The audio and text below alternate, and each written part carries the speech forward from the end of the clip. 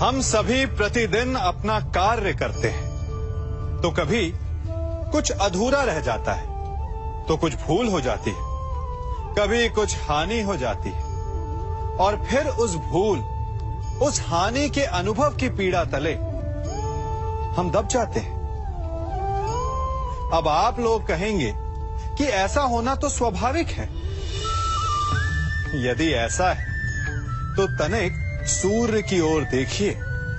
वो प्रतिदिन अंधकार से लड़ता है और हर रात्रि के पश्चात एक नई ऊर्जा, एक नए तेज के साथ उदित होता है। तो क्यों ना आप भी अपने जीवन की बीती पुरानी बुरी बातों को भुलाकर अपना प्रत्येक दिन नई ऊर्जा, नए जीवन की तरह प्रारंभ करें। विश्वास कीजिए, आपका जीवन सरल हो जाएगा और आनंददायी भी। वृक्ष जब फलता है तो कितना सुंदर लगता है।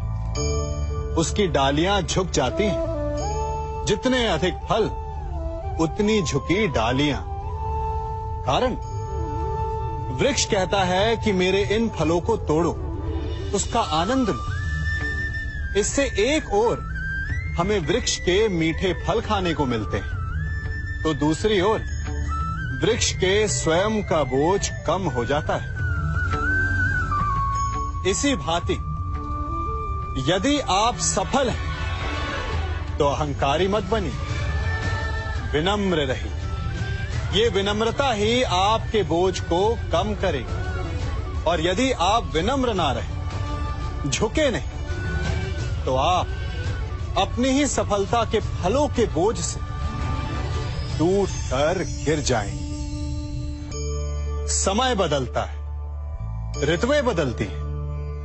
जब गर्मियां होती हैं तो हम उलाना करते हैं कि बड़ी गर्मी है, बारिशें कब आएंगी। और जब बारिश आती है तब हम कहते हैं कि बड़ा चिपचिप, सर्दियां कब आएंगी। और जब सर्दियां आती हैं तब हम गर्मी की प्रतीक्षा करने लगते हैं। और इसी कारण हम किसी भी ऋतु का आनंद नहीं उठा पाते। कल क्या होगा इसके विषय में सोचकर अपना समय व्यर्थ करना बंद कीजिए। ऋतुओं पर आपका कोई वश नहीं, परंतु आज के, अभी के इस पल पर, इस क्षण पर आपका वश तो है। उसे जीना सीखिए, उसका आनंद उठाना सीखिए। सबके मन का सबसे बड़ा भय क्या है? सबसे बड़ा लालच क्या है? सबसे बड़ी चिंता क्या है? तनिक विचारिए। सबके मन का सबसे बड़ा भय, सबसे बड़ी चिंता है मृत्यु। सभी सोचते हैं, सभी भय खाते हैं कि कहीं मृत्यु ना आ जाए। सभी लालच करते हैं कि कुछ दिन और जीने को मिल जाए। सभी आशा करते हैं कि वे कभी ना मरे। और इसी मृत्यु के भय के कारण ही आप उस जीवन की उपेक्षा कर देते हैं जिसे आप जी रहे हैं। क्या कभी आपने सोचा कि आप मृत्यु से भयभीत क्यों होते हैं? क्योंकि आप जीवन में वो कर नहीं पाए जो आप करना चाहते हैं। और जो आप करना चाहते हैं वो कर पाना तभी संभव होगा जब आप मृत्यु के भय से निकलकर अपने जीवन के हर पल का उपयोग करना सीख जाएंगे। तो मृत्यु के भय से बचने का केवल एक ही मार्ग है, एक ही मंत्र है। अपने जीवन के हर पल को जियो। वृक्ष मुझे बहुत प्रिय हैं, बहुत अच्छे लगते हैं। आपको भी अच्छे लगते होंगे। कारण ये है कि वो हमें छाया देते हैं, अपनी शीतलता देते हैं, शांति देते हैं। परंतु मुझे वृक्ष एक और कारण से अच्छे लगते हैं, और वो कारण है वो सीख जो एक वृक्ष हम सभी को देता है। और वो सीख है अमरता। एक वृक्ष कभी नहीं मरता। मरने से पूर्व वो अपने जैसे कई वृक्ष अपने बीजों के द्वारा संसार को दे जाता है। तो अमर होने का केवल एक ही मार्ग है, और वो है जो आपके पास है, वो संसार को दो।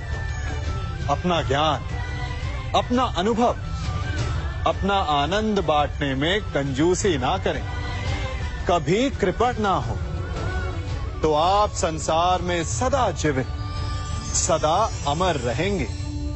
हम सभी घरों में रहते हैं, और अधिकतर लोगों के जीवन का ये एक स्वप्न तो होता ही है कि हमारा अपना घर हो, है ना? और बड़ी अद्भुत बात तो ये है कि कुछ समय के पश्चात हम उस घर को विस्तृत करना चाहते हैं, उसका आकार बदलना चाहते हैं, उसकी रूपरेखा बदलना चाहते हैं, क्योंकि इसमें आनंद भी है।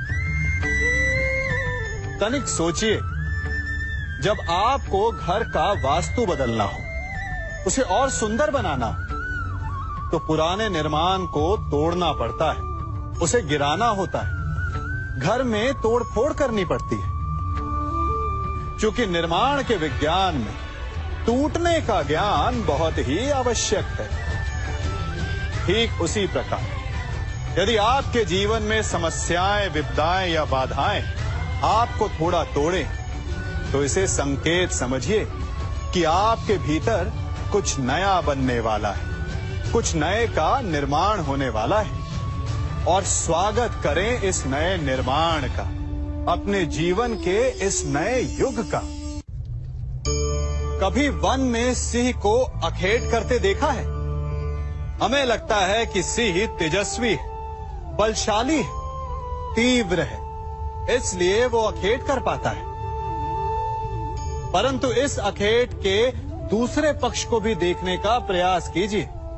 सिंह अखेट तभी कर पाता है जब हिरण आस छोड़ देता है, जब वो भागना बंद कर देता है, जब वो संघर्ष करना छोड़ देता है। सिंह हिरण की मृत्यु नहीं चुनता, हिरण स्वयं अपनी मृत्यु चुनता है। ठीक उसी प्रकार असफलता हमें नहीं चुनती, हम असफलता को चुनते हैं।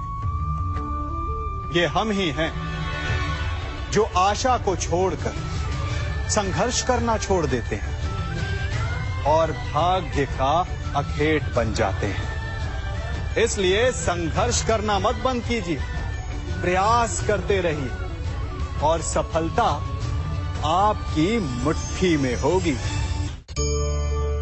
जब घर में अंधकार छा जाता है, तो प्रकाश लाने के लिए आप क्या करते हैं?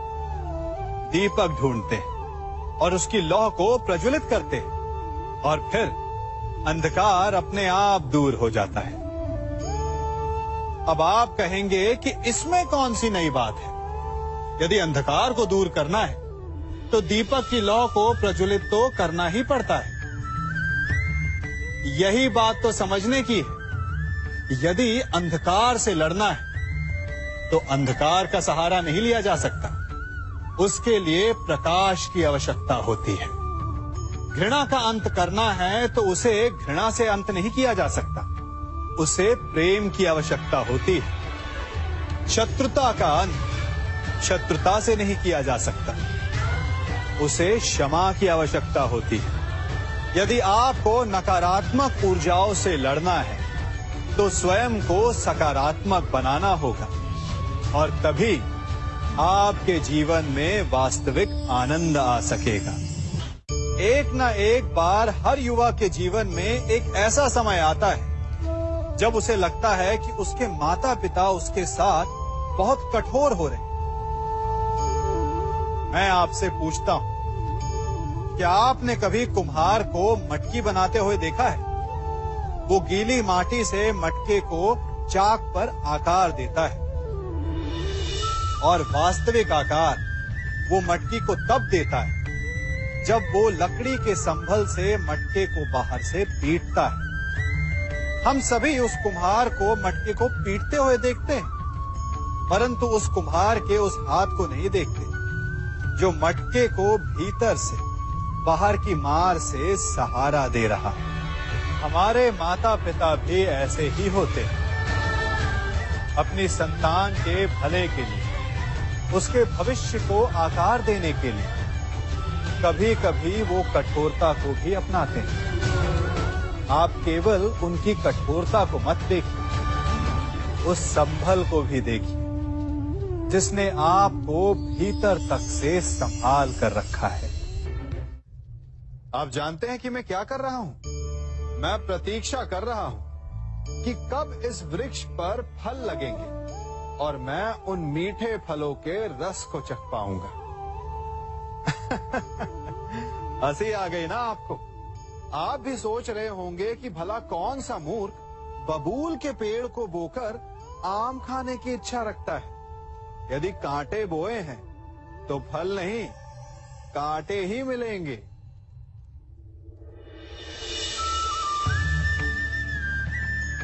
देखा, रक्त बह गया। ठीक ऐसा ही हमारे कर्मों के साथ होता है। हमारे बुरे कर्मों का फल कभी शुभ नहीं हो सकता।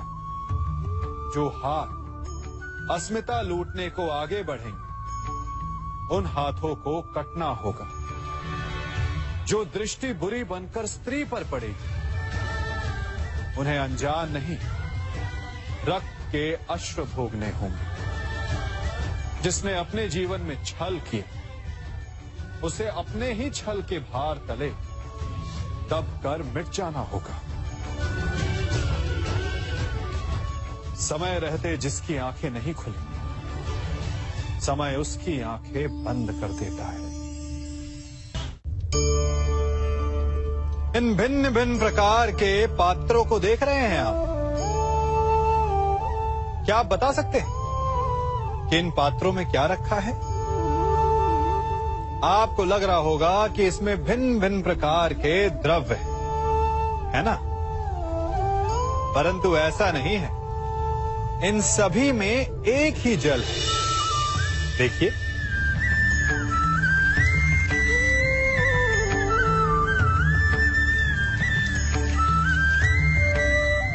परंतु ये भिन्न भिन्न लगते हैं क्योंकि जिसमें ये जल रखा है उसके रंग को परिभाषित करता है। अब यूं समझिए कि इस पात्र में रखा जल हम हैं और ये पात्र वो संगति है जिसमें हम रहते हैं। हमारी संगति के गुण धर्म हमें, हमारे व्यक्तित्व को, हमारे संप्रेषण को बहुत प्रभावित करते हैं। इसलिए अपनी संगति पर जिनके साथ रह रहे हैं उन्हें चुनने में सावधानी बरतें, क्योंकि जल को अपना पात्र चुनने का अधिकार नहीं है, किंतु हमें अपनी संगति चुनने का अधिकार अवश्य है। हम सभी के जीवन के लिए मित्रता बड़ी महत्वपूर्ण है।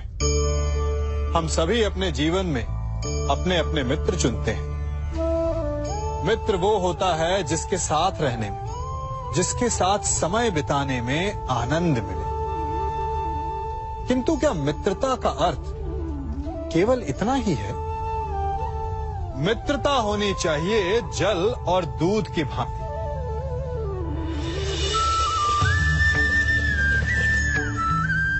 जो एक साथ सदा मिल जाते हैं, एक आकार हो जाते हैं। जब दूध उबलता है तो जल भाप बनकर उड़ता है ताकि दूध का अस्तित्व बना रहे। जब यह मिश्रण उफनता है तब दूध पात्र से पहले गिरता है ताकि वो जल को बचा सके। मित्रता भी इसी प्रकार होती है, किंतु यदि दूध में तनिक भी खटास आ जाए तो वो दूध को फाड़ देती है। ठीक इसी प्रकार यदि मित्रता में संदेह आ जाए तो वो मित्रता को समाप्त कर देता है। इसलिए मित्र बनाएं, किंतु झूठे संदेह से सावधान रहें। जब सागर का जल वाष्प बनकर उड़ता है तब वो हमें दिखाई नहीं देता, मेघ उस जल को अपने भीतर छिपा लेते हैं, लंबी यात्रा करते हैं, प्रयास करते हैं कि वो जल सदा उनके भीतर छिपा रहे। परंतु जब वायु का वेग उन्हें उड़ाकर किसी पर्वत से ले जाकर के टकरा देता है, तब उन मेघों को बरसना ही पड़ता है, क्योंकि यही नियति है, यही प्रकृति है। क्योंकि जल को सागर में जाकर मिलना ही है। ठीक ऐसा ही हमारे साथ भी होता है। हम सत्य अपने मन के मेघों में चाहे जितना छिपाने का प्रयास कर लें, परंतु समय की आंधी उसे वास्तविकता के पर्वत से ले जाकर के टकराकर हमारे समक्ष ले ही आती है। जिस भय के कारण आप सत्य को सामने नहीं लेकर आना चाहते, एक दिन वही भय हमारे समक्ष आकर खड़ा हो जाता है और फिर हम लाचार हो जाते हैं, क्योंकि हमने उस भय का सामना करने की तैयारी नहीं की होती। इसलिए सत्य से भागे नहीं, उसे छिपाए भी नहीं, उसे स्वीकार करें। भविष्य की बड़ी विपत्ति से बच जाएंगे। वृक्ष से टूटकर गिरे पत्ते को तो आप सभी ने देखा होगा। वो कुछ ही देर में मुरझा जाता है, पीला पड़ जाता है, सूख जाता है। वायु का वेग उसे उड़ाकर कहीं और ले जाता है, पैरों तले पिसता है, वर्षा के जल में गलता है। तो क्या यही अंत है? नहीं। इसके पश्चात क्या होता है वो विचारणीय है। एक पत्ता गलकर, सूखकर, पिसकर उसके अवशेष धरती में रिसते हैं और खाद बनते हैं, और उसके पश्चात वो खाद पेड़ की जड़ों में जाकर मिल जाता है और नव जीवन देता है एक और नए पत्ते को। अर्थात कहीं भी कभी भी कुछ भी ना अयोग्य होता है ना बेकार होता है। इसलिए कुछ नष्ट हो जाने की चिंता करे बिना उसे आप समाज के हित में लगा दीजिए। विश्वास कीजिए, वो वस्तु, वो प्रयास कभी नष्ट नहीं होगा। कंकड़ों से बचने के लिए हम पदवेश पहनते हैं, भिन्न प्रकार के जूते पहनते हैं, और अच्छे जूते पहनकर कांटों के मार्ग पर चलना सरल हो जाता है। परंतु जब ये कंकड़, जब ये कांटे हमारे जूतों में होते हैं तो सरल मार्ग पर चलना भी कठिन हो जाता है। ठीक इसी प्रकार ये कंकड़, ये कांटे हमारे मन में होते हैं। ये कंकड़, ये कांटे होते हैं हमारा अतीत, जिसके भय के कारण हम उसे वर्तमान में स्वीकारना नहीं चाहते। कदाचित इसीलिए हमारे अतीत को भूत कहा गया है, क्योंकि एक भूत की भांति हमारा अतीत हमारा पीछा नहीं छोड़ता। इसलिए अपने अतीत के भयावह घटनाओं से भागे नहीं, उसे स्वीकारें। विश्वास कीजिए, आपका जीवन सरल हो जाएगा। कभी किसी पक्षी को घोंसले की नींव बनाते देखा है? अथक परिश्रम करके तिनका तिनका बिटोर कर वो पक्षी अपना घोंसला बनाता है, अपनी संतान के लिए एक सुरक्षित घर बनाता है। और फिर कहीं से तीव्र आंधी आती है, भारी वर्षा होती है और उसका घोंसला तिनका तिनका करके बिखर जाता है। फिर वो पक्षी क्या करता है? वो रोता नहीं, ना ही विलाप करता है। वो बिना विलंब करे फिर से अपना घोंसला बनाना प्रारंभ कर देता है और सफलता पाता है। फिर हम क्यों छोटी छोटी असफलता से भयभीत होकर परिश्रम करना छोड़ देते हैं? एक बात सदा स्मरण रखिएगा, हर वृक्ष कुल्हाड़ी की एक मार से नीचे नहीं गिरता, हर चट्टान घन के एक प्रहार से नहीं टूटती। सफलता पाने के लिए अनावरत परिश्रम करना ही मात्र एक मार्ग है। स्वीकारण, सत्य का स्वीकारण मनुष्य के लिए बहुत ही महत्वपूर्ण है।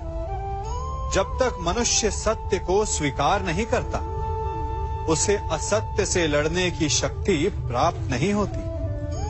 जब आप भोजन करते हैं तो क्या होता है? आपका पेट स्वीकारता है कि वो भर चुका है और आप भोजन करना बंद कर देते हैं। जब आपको निद्रा आती है तो क्या होता है?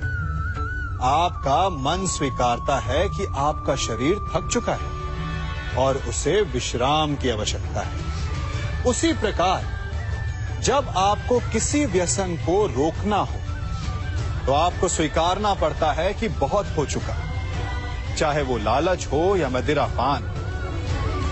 उस व्यसन का त्यागना तभी प्रारंभ होता है जब आप ये स्वीकार कर लेते हैं कि आप उस व्यसन के बंधक हैं। आप इन दो पात्रों को देख रहे हैं।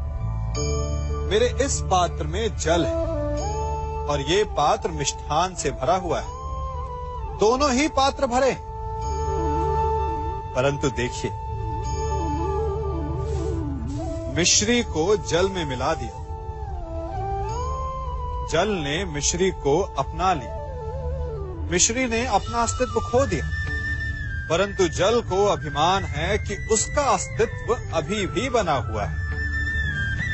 परंतु जो इस जल को चखेगा उसे अवश्य पता चल जाएगा कि ये जल अब वो जल नहीं रहा, ये अब शरबत बन गया।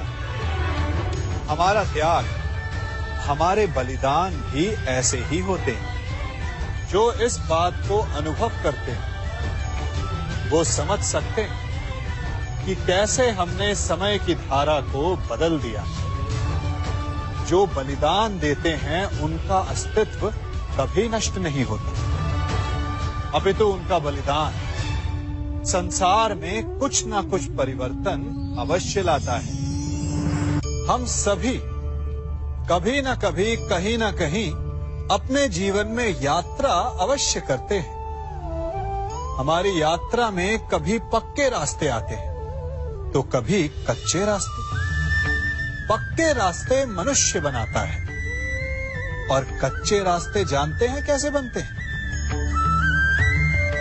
चलते चलते बन जाते हैं। जब लोग एक स्थान से जाते हैं तो पैरों के दबाव से नीचे की घास कुचल जाती है। बार बार उस मार्ग से जाने से धीरे धीरे मार्ग स्वतः ही बन जाता है।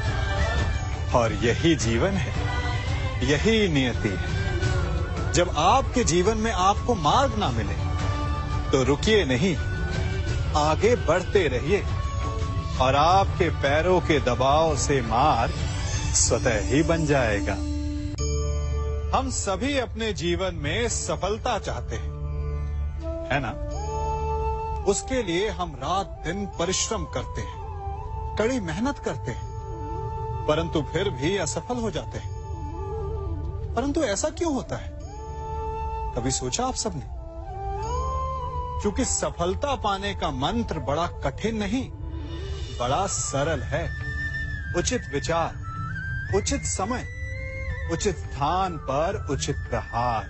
जब आपके विचार, समय, स्थान और प्रहार यानी परिश्रम उचित है तो सफलता आप ही को मिलेगी। जिस प्रकार एक लोहार लोहे से कुछ बनाते समय उस लोहे के सही ताप तक के आने की प्रतीक्षा करता है और समय आने पर उचित स्थान पर पर्याप्त बल से प्रहार करता है और लोहा आकार ले लेता है, ठीक उसी प्रकार आपकी सफलता भी आकार लेती है। हम सभी को अपने जीवन में कभी ना कभी निराशा मिलती है, असफलता मिलती है और अधिकतर लोग इसके पश्चात भाग्य का रोना लेकर बैठ जाते हैं। कुछ कहते हैं कि जिस स्थान पर मैं हूं उससे कई ऊंचे स्थान पर होने के योग्य था, परंतु नहीं जा पाया। किसी को पीड़ा है कि उसे जो मिलना चाहिए था वो उसे नहीं मिला, भाग्य ही बुरा था।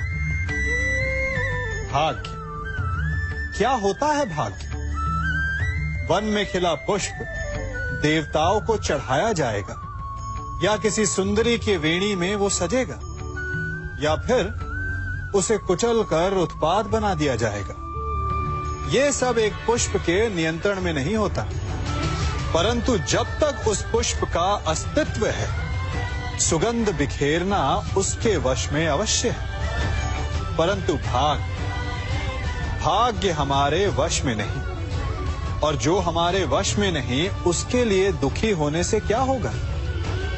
कर्म पर वश है, वो कीजिए और धीरे धीरे भाग्य आपके वश में आ जाएगा, क्योंकि कर्म ही प्रधान है।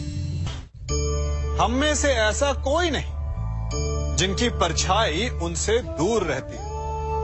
हमारी परछाई सदैव हमारे साथ रहती है। कदाचित हमारी परछाई हमारे कर्मों के फलों का संकेत है।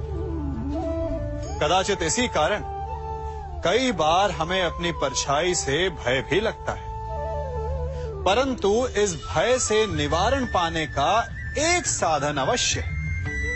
वो है सूर्य की ओर मुख करना या किसी प्रकाश के स्रोत की ओर मुख करना, क्योंकि तब हमें हमारी परछाई दिखाई नहीं देती। यदि इसे जीवन के संदर्भ में देखें तो ये प्रकाश का स्रोत शुभ कर्मों की चेतना है। यदि आपके मन में शुभ कर्म करने की इच्छा है तो आपको कभी भी अपने कर्मों के फल का भय नहीं होगा, क्योंकि यदि आपका मन शुद्ध होगा तो आपके कर्म शुद्ध होंगे और शुद्ध कर्मों का फल कभी अशुद्ध नहीं हो सकता। आज मैं आप सबको एक कथा सुनाता हूं। एक दिन प्रातः एक व्यापारी अपने घर से निकला। घर से निकलते ही एक बिल्ली ने उस व्यापारी का मार्ग काट दिया। व्यापारी घबरा गया। वो फिर से घर लौट गया और शुभ घड़ी की प्रतीक्षा करने लगा। और जब वो पुनः अपने घर से निकला तब वो वाहन जा चुका था जिससे राजा तक पहुंचकर उसे भेंट देनी थी। राजा को भेंट नहीं मिली। राजा क्रोधित हो गए। राजा ने उस व्यापारी का व्यापार बंद करवा दिया। इस कारण व्यापारी क्रोधित होकर घर पर अपनी पत्नी से लड़ बैठा। पत्नी अपने बच्चों समेत मैके वापस चली गई और उस व्यापारी के जीवन में यदि कुछ रह गया था तो केवल अंधकार। और इन सब का कारण वो उस बिल्ली को मानता रहा जिसने उसका मार्ग काटा था। ऐसा ही एक दूसरा व्यापारी राजा को भेंट देने निकला और उस व्यापारी का मार्ग भी एक बिल्ली ने काट दिया। वो व्यापारी तनिक घबराया, परंतु उसने आगे बढ़ना अधिक उचित समझा। राजा तक वो समय पर पहुंचा। उसने राजा को भेंट दी। राजा प्रसन्न हुए और राजा ने व्यापारी को अपना व्यापार बढ़ाने की अनुमति दी, स्वर्ण आभूषण दी। जब व्यापारी घर पर पहुंचा तो पत्नी को आभूषण और अपने बच्चों को देने के लिए वस्त्र थे उसके पास। हर ओर प्रसन्नता थी। समझ रहे हैं ना? दोनों के साथ एक ही प्रकार की घटना हुई, परंतु दोनों की प्रतिक्रिया भिन्न थी। ऐसा ही हमारा जीवन भी है। हमारे जीवन में प्रारब्ध का अपना स्थान है, परंतु उससे कई अधिक महत्वपूर्ण हमारी प्रतिक्रिया, हमारे सोच का प्रभाव है, क्योंकि यही हमारे जीवन को आकार देते हैं। इसलिए अपनी सोच को सकारात्मक रखिए। आपका जीवन सदैव आनंदमय रहेगा। कभी किसी सुरंग से बाहर निकले हैं आप? कैसा ना भूल पाने वाला अनुभव होता है ना? कितना भयावह अनुभव होता है। मानो हर पल ऐसा लग रहा होता है कि यदि इस सुरंग में बंद हो गए तो क्या होगा? कैसे निकलेंगे इस सुरंग से? सर्वत्र अंधकार होता है। परंतु यदि आप ध्यान से उस सुरंग के मुखाने पर देखें तो वहां सदा प्रकाश होता है और उस प्रकाश तक वही पहुंच पाता है जो सुरंग की छोर तक पहुंच पाए। और ऐसा ही हमारा जीवन भी है। इसी प्रकार कई बार हम स्वयं को निराशा की सुरंग में पाते हैं, जहां बाहर जाने का मार्ग नहीं सूझता। मानो जैसे जीवन आनंद सब समाप्त हो जाएगा। परंतु ऐसी परिस्थिति में ठीक उस सुरंग की भांति इस निराशा को समाप्त करने वाला आशा का प्रकाश उसे ही मिलता है जो निरंतर आगे बढ़ता रहे। यदि आपके जीवन में कभी भी निराशा आए, कोई भी समस्या आए, तो उसका समाधान है निरंतर प्रयत्न करते रहना। प्रयत्न करते रहिए, आपको सफलता अवश्य मिलेगी। कभी आप ब्रह्म मुहूर्त में जगे? जगकर देखिए, संध्या होने के पश्चात जब रात्रि का अंधकार सारे संसार को धीरे धीरे अपने अंधकार में निगलने लगता है, तो यही अंधकार ब्रह्म मुहूर्त में भोर होने से ठीक पूर्व तनिक अधिक काला हो जाता है। कुछ समझे? हमारा जीवन भी कुछ ऐसा ही होता है। जब हमारे जीवन की समस्याएं अपने अंत पर होती है, तो यही समस्याएं एक भीषण रूप लेकर हमारे समक्ष प्रस्तुत हो जाती है और ऐसे परिस्थिति में अधिकतर लोग हार मान जाते हैं, भय खा जाते हैं। परंतु यदि आप हार न माने, भय न खाएं, दृढ़ रहें, निरंतर आगे बढ़ते रहें, तो प्रकाश के रूप में हमारा स्वागत करने के लिए सूर्य उदय सदा हमारे समक्ष प्रस्तुत रहेगा। आपने बरगद के वृक्ष को देखा है? जितना विशाल उतना दृढ़। पतझड़ में वो सूख जाते हैं, परंतु दुर्बल नहीं होते, टूटकर गिरते नहीं। और उसके विपरीत दलदल में उपजे वृक्षों को देखिए, वो दिखने में तो बड़े होते हैं, पतझड़ आए या शीत सदा हरे भरे होते हैं, परंतु इतने दुर्बल होते हैं कि जलधारा के हल्के से वेग से वो गिर जाते हैं। परंतु ऐसा क्यों होता है? कारण है जड़ें। जिसकी जड़ें दृढ़ भूमि में है, वो हर चक्रवात, हर ऋतुओं को सह लेता है, और जिसकी जड़ें दलदल में है, वो स्वयं की जड़ों को दुर्बल बना लेता है। कुछ ऐसा ही मनुष्य भी होता है, जो अधर्म, कुकर्म और असत्य की धरा पर उपजा है। वो समय की एक मार भी नहीं सह पाता, और जो मनुष्य सत्य, धर्म की धरा पर उपजा है, वो हर समस्या से अविचलित हो जाता है। अब आप पर निर्भर करता है कि आप क्या बनना चाहते हैं। हमारे जीवन में मित्र और शत्रु बड़ा महत्व रखते हैं। यदि गंभीरता से सोचा जाए तो ऐसा कोई क्षण नहीं जब हम अपने मित्रों के बारे में ना सोचते हो या फिर अपने शत्रुओं के बारे में। हमारा हर कार्य या तो हमारे मित्रों के हित के लिए होता है या फिर हमारे शत्रुओं के अहित के लिए। हम हर स्थान या तो अपने मित्रों के साथ होते हैं या फिर अपने शत्रुओं के साथ। कोई नहीं चाहता कि उनका शत्रु प्रसन्न रहे।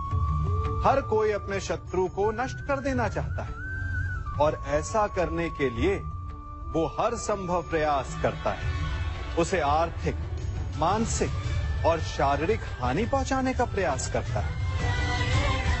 परंतु यदि मैं आज आपको ऐसा मंत्र सिखाऊं जिससे आप अपने शत्रु को सदा के लिए नष्ट कर दे तो,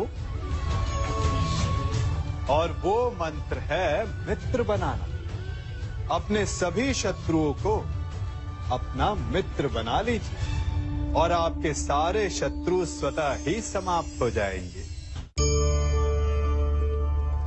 मैं क्या कर रहा हूं? मैं दिए प्रज्वलित कर रहा हूं ताकि अंधकार को मिटा सकूं। अब आप कहेंगे कि इसमें कौन सी बड़ी बात है ना? परंतु इसमें महत्वपूर्ण बात समझने के लिए यह है कि मैं क्या नहीं कर रहा हूं, और मैं अंधकार नहीं कर रहा हूं। क्योंकि अंधकार को मिटाने के लिए प्रकाश का अस्त्र तो उठाना ही पड़ता है। बुराई को बुराई से नहीं, अच्छाई से जीता जाता है। अन्याय को अन्याय से नहीं, न्याय से लड़ा जाता है। क्रोध को क्रोध से नहीं, क्षमा का साथ लेना होता है। ठीक उसी प्रकार एक लोहा लोहे को काटता है, परंतु एक ठंडा लोहा ही गर्म लोहे को काट सकता है। इसलिए यदि आपको अपने जीवन में विजयी होना है तो अपने शस्त्रों को, अपने अस्त्रों को सोच समझ कर उठाइए, क्योंकि एक अनुचित सोच परिणाम पर भारी प्रभाव डाल सकती है। आप सब सोच रहे होंगे कि ये क्या मैं करने लगा। मैं इस पौधे को जड़ से उखाड़ रहा हूं। आश्चर्य हो रहा है ना कि एक पौधे को उखाड़ना या काटना ना केवल एक अपराध है अपितु पाप भी है। तो फिर मुझे ऐसा करने की क्या आवश्यकता पड़ गई? क्योंकि कई बार विनाश ही सृजन तक पहुंचाता है। यदि नया भवन बनाना हो तो पुराने भवन को गिराना पड़ता है। व्यवस्था को परिवर्तित करने के लिए क्रांति लानी पड़ती है। और उसी प्रकार यदि किसी वृक्ष या किसी पौधे की जड़ों में घुन लग जाए या उसका मूल सड़ जाए तो उसे जड़ से उखाड़ देना ही श्रेयस्कर होता है, ताकि उस स्थल पर नए पौधे उपज सके। युद्ध करना पर्याय नहीं, परंतु कभी कभी शांति के लिए युद्ध करना आवश्यक हो जाता है। संसार में सबसे श्रेष्ठ क्या है? फूल या कांटे, प्रेम या घृणा, संपन्नता या दरिद्रता, मित्र या शत्रु? बताइए। अब आप भी कहेंगे कि भला ये कोई पूछने की बात हुई? अवश्य, फूल, प्रेम, संपन्नता और मित्र ही श्रेष्ठ है। परंतु क्या आपने अपने जीवन में कभी सोचा है कि हर एक भाव, हर एक वस्तु, हर एक घटना का एक गुण धर्म होता है?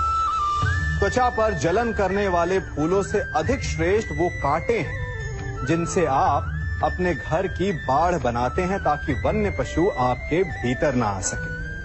वो प्रेम श्रेष्ठ नहीं जो आपको अंधा, लोभी, पक्षपाती बनाता।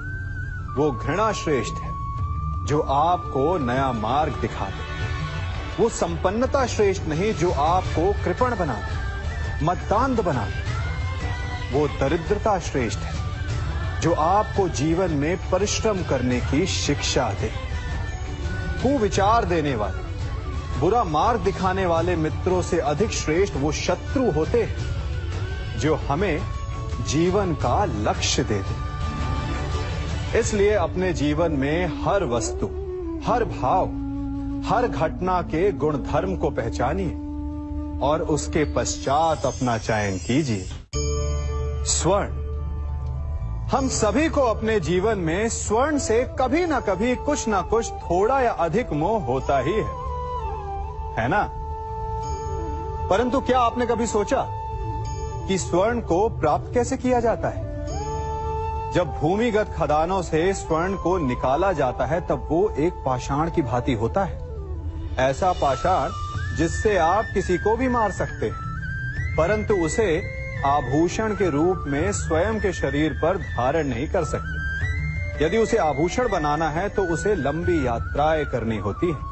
उस पाषाण को पिघलना होता है। सुनार के हथौड़ी की अनेकों चोटें खानी पड़ती है, फिर काट छाट और उसके पश्चात जाकर वो ऐसा आभूषण बनता है जो हमें वर्षों तक, सदियों तक लुभाता रहता है। इसलिए यदि आपको समय पर विजय पानी है तो स्वयं के निर्माण पर समय देना होगा। हम सभी सुनते आए हैं कि जो वीर होता है, साहसी होता है, शौर्यवान होता है, उसके समक्ष सारा संसार झुकता है। वीर भोग्य वसुंधर। परंतु वीरता है क्या? शौर्य क्या है? साहस क्या है? साहस युद्ध नहीं, वीरता विजय नहीं, शौर्य कभी ना गिरना नहीं, साहस किसी चुनौती के समक्ष खड़े होने का भाव है, तो वीरता उस चुनौती को उत्तर देने के लिए पूर्ण परिश्रम लगा देना है। और शौर्य का अर्थ है गिरकर फिर से उठने का साहस रखना, बार बार प्रहार करके वीरता दिखाना, निरंतर प्रयास करते रहना, निरंतर परिश्रम करते रहना। इसलिए विजयी होने से अधिक महत्वपूर्ण है शौर्यवान होना, क्योंकि जो शौर्यवान है उसे विजय मिलना निश्चित है। हम सभी बचपन से ये सुनते आए हैं कि अच्छे मित्र हमारे जीवन को पूर्णतः परिवर्तित कर सकते हैं, है ना? अच्छे मित्र, परंतु कौन? जिनसे आप प्रश्न पूछें और वो मित्र बिना किसी पक्षपात के, भय रहित होकर, बिना किसी लालच के आपको उचित उत्तर दें। परंतु सबके समक्ष ये समस्या आ जाती है कि आज के समय में ऐसे मित्र मिलना दुर्लभ है, वो तो होते ही नहीं। परंतु मैं आपको एक बात बताता हूं, हम सब के पास एक ऐसा मित्र होता है, बस हम उसे पहचान ही नहीं पाते। वो है दर्पण। दर्पण के समक्ष खड़े होकर आप स्वयं से पूछिए कि यदि आज आपका अंतिम दिन होता तो क्या आप वही करते जो आप कर रहे थे? आपको उत्तर मिले या ना मिले, परंतु आपकी दिशा अवश्य बदलेगी। इसलिए आपसे अतिरिक्त आपका सबसे घनिष्ठ मित्र, सबसे अच्छा मित्र और कोई नहीं। हम सभी अपने जीवन में कोई ना कोई कार्य करते हैं। कार्य करते हैं तो थकान की अनुभूति होती है, और यदि थकान ना उतरे तो कार्य करने का मन नहीं करता। हम आशा करते हैं कि कदाचित एक दिन में 24 के स्थान पर 26 घंटे होते तो आराम करने के लिए हमें और अधिक समय मिल जाता। हमें ऐसा अनुभव होता है कि हम बहुत अधिक कार्य कर रहे हैं, है ना? परंतु क्या आपने कभी सोचा है कि जो लोग संसार में सफल हैं, उनके पास भी सफल होने के लिए दिन में केवल 24 घंटे थे, तो फिर वो सफल क्यों है? इसका एक छोटा सा रहस्य है। वो कार्य चुनते हैं जो उन्हें प्रिय है, जिसे करने में उन्हें आनंद आता है। उन्हें लगता ही नहीं कि वो कार्य कर रहे हैं, उन्हें लगता है कि वो प्रतिपल आनंद मना रहे। और जब आप आनंद मनाते हैं तो थकान कैसी? इसलिए यदि आप जीवन में कोई भी कार्य करें तो वो आपके मन को भाना चाहिए, या जो कार्य आप कर रहे हैं उसे अपने मन को भा देने दो। सफलता आपको मिलेगी। हमारा शरीर प्रकृति का एक महान आविष्कार है। इससे जटिल संरचना संसार में और कोई नहीं। हमारा शरीर जितना जटिल है, यदि इसे ठीक से जाना जाए तो इससे अधिक सरल ज्ञान देने वाला और कोई नहीं। हमारे शरीर में 5 इंद्रियां होती हैं जो हमें भाव, गुण और वस्तुओं का बोध कराती हैं। हमारे पास आंखें हैं, नाक है, स्पर्श के लिए त्वचा है, कान है और जीभा है। सबका भिन्न भिन्न कार्य है। आंखों से देखना, कानों से सुनना, नथनों से श्वास लेना, त्वचा से स्पर्श करना और जीभा से स्वाद लेना। परंतु क्या आपने कभी सोचा कि प्रकृति ने हमें 2 आंखें दी, 2 नथुएं दी, 2 कान दी, स्पर्श के लिए ये पूरा शरीर दिया, परंतु जीभा केवल 1 दी? ऐसा क्यों? क्योंकि प्रकृति चाहती है कि हम देखें अधिक, सुने अधिक और ज्ञान अधिक अर्जित करें, बोले कम। क्योंकि अधिक वाचाल नाश को निमंत्रण देता है। स्मरण रखिएगा, सागर तो आप सभी ने देखा होगा, बाहर से कितना उन्मुक्त और भीतर से कितना शांत। उसकी बलशाली लहरों को देखकर ऐसा लगता है कि मानो वो सब कुछ चूर चूर कर देगी, परंतु उसके गर्भ में ना जाने कितने अनदेखे अनजान जीव पलते हैं। उसके भीतर मोती मुक्ता जन्म लेता है। सागर एक है, परंतु उस सागर को लेकर के हमारी प्रकृति भिन्न भिन्न होती है। कोई उसमें तैरता है तो कोई उसकी लहरों का आस्वादन करता है, कोई उसमें अपने पांव भिगोता है तो कोई उसके भीतर जाकर मोती मुक्ता बाहर ले आता है, तो कोई तट पर बैठकर सागर की लहरों को निहारता है, कोई उसमें जीवन का आरंभ देखता है तो कोई उसमें अपने जीवन का अंत देखता है। सागर एक है, परंतु हमारी प्रकृति के अनुसार सागर की प्रकृति भी बदल जाती है। इसी प्रकार जीवन है सबके लिए समान, परंतु उस जीवन में आपको प्रसन्नता देखनी है, प्रसन्नता पानी है, या आपको पाना है अवसाद, ये आप पर निर्भर करता है। कभी आप ब्रह्म मुहूर्त में जगे हैं? जगकर आकाश की ओर देखेंगे तो पाएंगे कि भोर होने से ठीक पूर्व रात्रि तनिक अधिक घनी हो जाती है। अर्थात जब समस्याएं अपनी चरम सीमा पर होती है तो उनका हल निकट होता है, परंतु जो इस अंधकार से हार जाता है वो इस अंधकार में डूब जाता है, और जो संघर्ष करता है वो उस अंधकार से उभर आता है।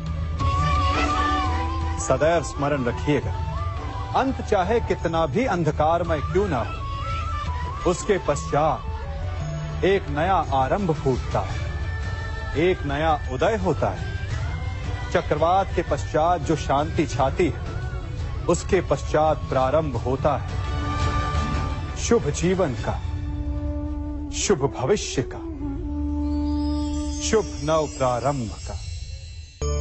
कहा जाता है कि मनुष्य योनि सभी योनियों में श्रेष्ठ है, उत्तम है। क्यों? क्योंकि वो बातें कर सकता है, विचार कर सकता है, या वो आविष्कार कर सकता है, अद्भुत यंत्र बना सकता है। नहीं, क्योंकि मनुष्य के भीतर करुणा, चेतना और सद्भाव वास करते हैं। सामान्यतः हर प्राणी योनियों की 4 उद्देश्य होते हैं: सोना, अपनी भूख मिटाना, अपना क्षेत्र बनाना और संतान की उत्पत्ति करना। किंतु मनुष्य योनि श्रेष्ठ इसलिए है क्योंकि अपनी भूख मिटाने के साथ साथ वो प्रयास करता है कि औरों की भूख भी मिटे, सब लोग मिलजुल कर विकास करें। वो समष्टि के लिए सोचता है। अपने आप चरना तो पशु की प्रवृत्ति होती है, परंतु दूसरे के लिए स्वयं का बलिदान कर देना, दूसरे के दुख को समझने की करुणा, यही प्रवृत्ति एक मनुष्य को भिन्न बनाती है। जिस दिन मनुष्य के भीतर करुणा लुप्त हो जाएगी, उस दिन वो मनुष्य सामान्य पशु बनकर रह जाएगा।